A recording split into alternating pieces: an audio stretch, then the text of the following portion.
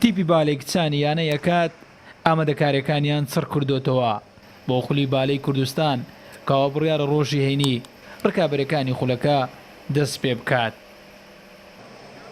ئەگەرچی بۆ 3 ساڵ دەچێت خولی نایابی بالە یانەکانی کوردستان لەسەر ئاستی کسان بەڕێوە نەچووە، بەڵام ئەم تیپەی ئەنکاوە بەردەوام بوونە لە مەشقکردن هەر بۆیە بەوتەی ڕاهێنەرەکان بە پێکاتەیەکی زۆرنە یاریزانی نوێ دەچنە نێو ڕکابەرەکانی خولەکە.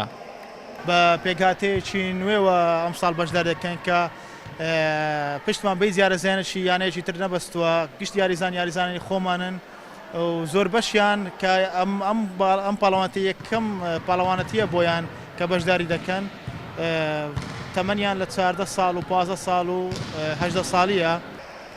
بالێک کچانی یانەیەکات بەردەوام لە خولەکانی کوردستان و عێراق یەکێک لە تیپە باشەکانیان هەبووە، ئەمەش بەهۆیەوەی بەرپرسانی یانەکە جیاوازتر لە بەشێکی زۆر یانەکانی کوردستان گرنگێکی تایبەت بەم یارێ دەدەن.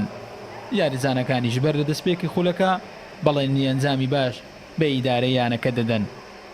تامەترێ فرەقی خوا ئەمری گاوت بەخدت بۆ دوخلا زۆر بەباشی خۆمان ئامادە کردووە گەرچی یانەی باش لە کۆمەڵەکەی ئێمەدا هەیە، بەڵام ئێمە لە ئاستی خۆمان دڵنیاین و گەشتبینین کە ئەنجامێکی باش بەدەست دەهێنین. محضرة بطولة كردستان وكبيرة حاضريخ ومستعدي وشغلوخ أول. خولی بالە یانە نایابەکانی کوردستان بە بەشداری هەژیانە کە دابەشکراوە بەسەر 2 کۆمەڵە یارەکانی بەڕێوە دەچێت. کۆمەڵە یانەکانی هەولێر هەرێکە لە ئەکاد و کۆی و ئەفرەتانی هەولێر و تەقتەق لە خۆ دەگرێت.